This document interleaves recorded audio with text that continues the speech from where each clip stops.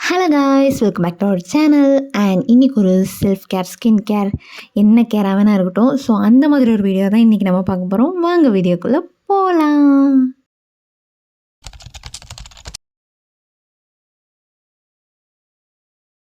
Sunday மார்னிங்னாலே ஒரு 5:30-6 மணிக்கெல்லாமே தூக்கம் தெளிச்சிடும். அது ஏன்னு எனக்கு தெரியல.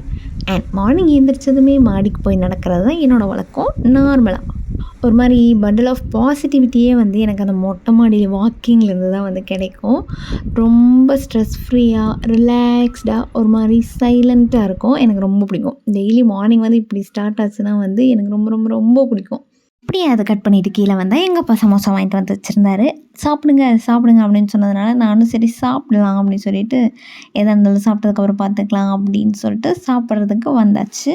சுட சுட சோறு, மீன் குழம்பு, மீன் ஃப்ரை அப்படின்னு சொல்லி நல்லா ஒரு பிடி பிடிச்சிட்டு அதுக்கப்புறமேல் நான் ஸ்கின் கேரை ஸ்டார்ட் பண்ணேன். பசியோடு இருந்தால் எனக்கு எந்த வேலையுமே ஆகாது. அதனால தான் முதல்ல சாப்பிட்டே முடிச்சிடலாம் அப்படின்னு சொல்லிட்டு சாப்பிட்டுட்டேன். சாப்பிட்ட கையோடு என்னோடய ஷூ எல்லாமே வாஷ் பண்ணுறதுக்கு போட்டாச்சு. ஷூலாம் செம்ம அழுக்காக இருந்துச்சு. ஸோ முதல்ல அதை ஊற போட்டுட்டு அதுக்கப்புறமேல் வேறு வேலையில் இறங்கலாம் அப்படின்னு சொல்லிட்டு எல்லாம் 2 ஷூவையும் எடுத்து ஊற போட்டாச்சு.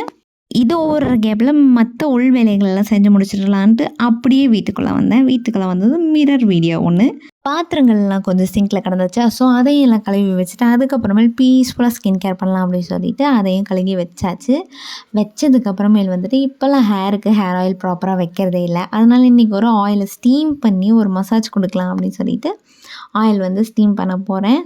இந்த மாதிரி டபுள் பாயிலிங் மெத்தடில் ஆயிலை ஸ்டீம் பண்ணி ஹேருக்கு அப்ளை பண்ணோம் அப்படின்னா ஹேர் க்ரோத்துக்கு ஹெல்ப்ஃபுல்லாக இருக்கும். ஸ்ட்ரெஸ் ரிலீஃப் ஆகும், ரிலாக்ஸ்டாக இருக்கும். ட்ரை பண்ணி பாருங்கள். இதை நான் வீக்லி ஒன்ஸ் பண்ணிகிட்டு இருக்கிற வரைக்கும் என்னோடய ஹேர் நல்லா ஸ்மூத் அண்ட் சில்கியாக இருந்துச்சு. இப்போ ஆயிலே வைக்கிறது இல்லை. ஸோ இதில் டபுள் ஸ்டீமிங் ஆயிலெலாம் ரொம்ப கஷ்டம், பண்ணவே மாட்டேன். அண்ட் ஒரு 3-4 மாதத்துக்கு அப்புறமேல் இன்றைக்கி தான் இந்த மெத்தடை நான் அகெயின் ஃபாலோ பண்ணுறேன். ஹேராக இருந்தாலும் ஹெல்த்தாக இருந்தாலும் நம்ம அதுக்கு கொடுக்க வேண்டிய விஷயங்களை ப்ராப்பராக கொடுத்தோம் அப்படின்னா அதுவும் நமக்கு ப்ராப்பராக ரெஸ்பான்ஸ் பண்ணும்.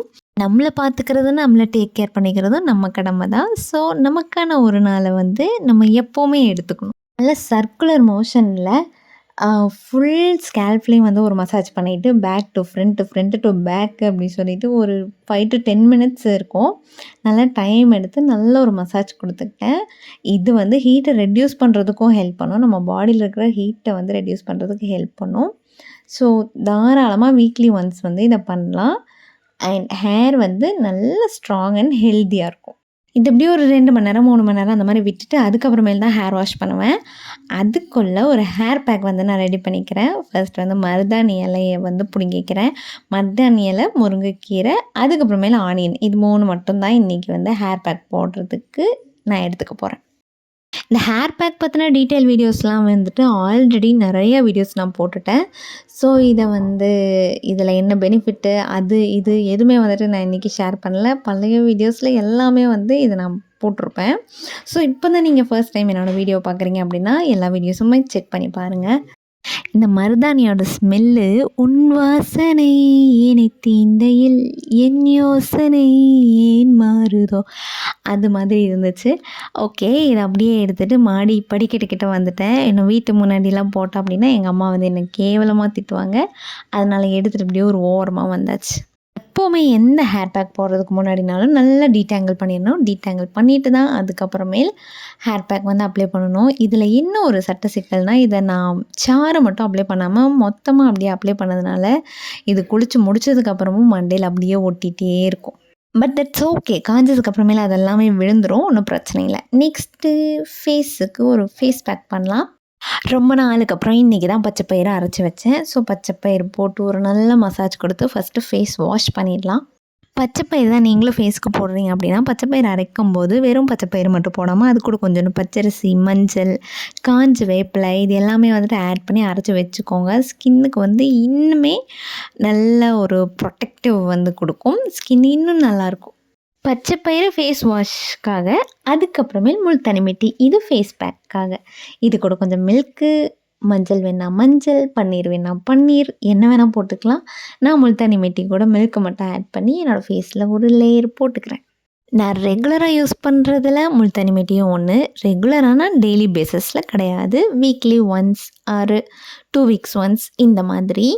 முல்தானி மெட்டியோட பெனிஃபிட்ஸ் நிறையா இருக்குது. இதில் எனக்கு ஒர்க் அவுட் ஆனது, இது டேனை ரெடியூஸ் பண்ணி கொடுக்குது, ஸ்கின்னை நல்லா பிரைட்டாக வச்சுருக்கு, அப்புறம் ஸ்கின்னை நல்லா டைட்டன் பண்ணி கொடுக்குது. ஸோ இது வந்துட்டு வீக்லி ஒன்ஸ் மட்டும் போட்டாவே போதும். இதோட ரிசல்ட்டு அப்படி இருக்கும். ரொம்ப நேரம்லாம் வைக்கணும்னு அவசியம் இல்லை. ஒரு 3 to 5 மினிட்ஸ் விட்டாலே போதும், அது ட்ரை ஆயிரும். அதுக்கப்புறமேல் நம்ம வாஷ் பண்ணிக்கலாம். லோ பட்ஜெட் ஃபேஸ் பிரைட்னர்னே சொல்லலாம் இது.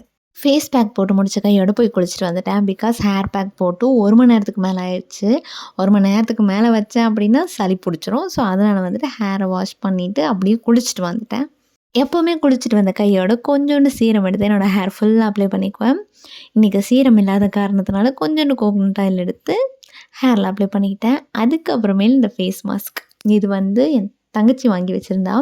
இது ட்ரை பண்ணியே ஆகணும் அப்படின்னு சொல்லிட்டு எனக்கு ஒரு அது எப்படி சொல்கிறதுன்னு தெரில, ஆசையாக இருந்துச்சு. அதுக்கப்புறமேல அவகிட்ட இருந்த சண்டை போட்டு இது நான் வாங்கி வச்சுருக்கேன். அண்ட் இதோட ஸ்மெல் வாஸ் அமேசிங். இது வந்துட்டு ஃபாக்ஸ்டேலேருந்து ஒரு ஃபேஸ் மாஸ்க் வந்து வாங்கி வச்சுருந்தா. அவளே போட்டு பார்க்கல, அவள் போடுறதுக்காக எடுத்து வச்சுருந்தா. ஆனால் நான் அதை வழிப்பறி பண்ணிக்கிட்டேன். இதுக்கு முன்னாடியும் ஃபேஸ் மாஸ்க் யூஸ் பண்ணியிருக்கேன். அது ஒரு மாதிரி க்ளோயிங்காக தான் இருக்கும். ஆனாலும் இந்த அளவுக்கு நான் இதுக்கு முன்னாடி நோட் பண்ணலையா என்னென்னு எனக்கு தெரில. இது வந்துட்டு என்னோடய நோஸ் மேலே வந்து ஒயிட் ஹெட்ஸ் வந்து இருந்துச்சு. இந்த ஃபேஸ் பேக் எல்லாமே போட்டதுக்கு அது கொஞ்சம் மேலே வந்து நல்லாவே தெரிய ஆரம்பிச்சிருச்சு. அதுக்கப்புறமேல் இந்த ஃபேஸ் பேக் போட்டு ஒரு 10 to 20 மினிட்ஸ் வந்து அப்படியே விட்டுட்டு அதுக்கப்புறமேல் தான் ரிமூவ் பண்ணியிருந்திருப்பேன். நோஸ் மேலே இருந்த அந்த ஒயிட் ஹெட்ஸ் வந்து சுத்தமாக இல்லை, ஒன்றுமே இல்லை, எல்லாமே ரிமூவ் ஆகிடுச்சு. அது எனக்கே ஒரு ஷாக்கிங் தான். அந்த லிப்ஸை சுற்றி, நோஸ் மேலே, அப்புறம் அந்த கண்ணுக்கு கீழே எல்லாமே வந்துட்டு ஒயிட் ஹெட்ஸ் வந்து இருந்துச்சு. ஏன்னா நான் இந்த ஃபேஸ் பேக் எல்லாமே போட்டதுக்கு அது இன்னுமே நல்லா வந்து தெரிஞ்சது தான். அதை ரிமூவ் பண்ணதுக்கப்புறமேல அது சுத்தமாக இல்லை. It's shocking. இன்ஸ்டண்ட்டாக ஒரு க்ளோயிங்கும் இருக்குது. ஸ்மெல் வந்து ரொம்ப ஹெவியாகவும் இல்லை, ஒரு மாதிரி மைல்டாக தான் இருந்துச்சு. And result was super. கண்டிப்பாக நீங்கள் ஒரு ஃபேஸ் மாஸ்க் ட்ரை பண்ணுறீங்க அப்படின்னா ஃபாக்ஸ்டேலோட பிராண்டை தாராளமாக ட்ரை பண்ணுங்கள். ஹேர் வந்து ட்ரை ஆயிடுச்சு. அதை அப்படியே உட்டன் கோம்பில் டீடாங்கிள் பண்ணிக்கிறேன்.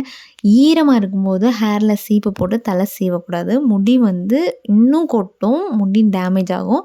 ஸோ அது நல்லா காஞ்சதுக்கு அப்புறமேல் தான் வந்துட்டு ஹேரில் வந்து சீப்பே போடணும். டீடாங்கிளெல்லாம் பண்ணியாச்சு. நெக்ஸ்ட் வந்து ஃபேஸுக்கு ஒரு டோனர் வந்து போட்டுக்கிறேன். இந்த கண்ணாடியை பார்க்கும்போதெல்லாம் அந்த என்னோடய ஃபேஸோட க்ளோவை வந்து நான் மெய்மறந்து பார்த்து கொண்டே இருக்கிறேன். க்ளோக்கு க்ளோ சேர்த்தலாம் அப்படின்னு சொல்லிட்டு இப்போ ரீசெண்ட்லி நான் ஃபேஸுக்கு எதுவுமே யூஸ் பண்ணுறதில்ல. இந்த ப்ளிக்ஸோட டோனர் மட்டும் யூஸ் பண்ணிகிட்ருக்கேன். அதோட ஸ்மெல் வந்து எனக்கு ரொம்ப பிடிச்சிருக்கு. அண்ட் அது போட்டதுக்கப்புறமேல் ஸ்கின் ஒரு மாதிரி நல்லாயிருக்கும், அது பிடிச்சிருந்துச்சு. ஸோ வேறு எதுவுமே இல்லை, மாய்ஸ்சரைசர் கூட இப்போலாம் யூஸ் பண்ணுறதில்ல. ஒன்லி டோனர் மட்டும்தான் மார்னிங். க்ளோக்கு க்ளோ சேர்த்தும் தருணம். நீங்கள் ஒரு நல்ல டோனர் தேடிட்டுருக்கீங்க அப்படின்னா then this is a must try. கண்டிப்பாக ட்ரை பண்ணி பாருங்கள். வீடியோ பிடிச்சிருந்துச்சுன்னா லைக் பண்ணி, ஷேர் பண்ணி, சப்ஸ்கிரைப் பண்ணிடுங்க. நெக்ஸ்ட் வீடியோவில் பார்க்கலாம். பாய்.